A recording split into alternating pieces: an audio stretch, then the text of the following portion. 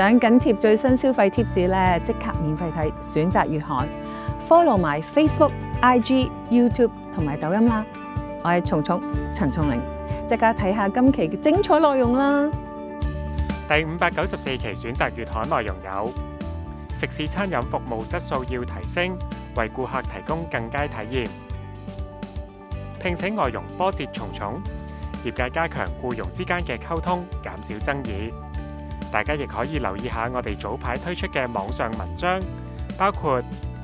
實測10款萬能插蘇，邊款安全又慳電；牙刷刷毛學問多，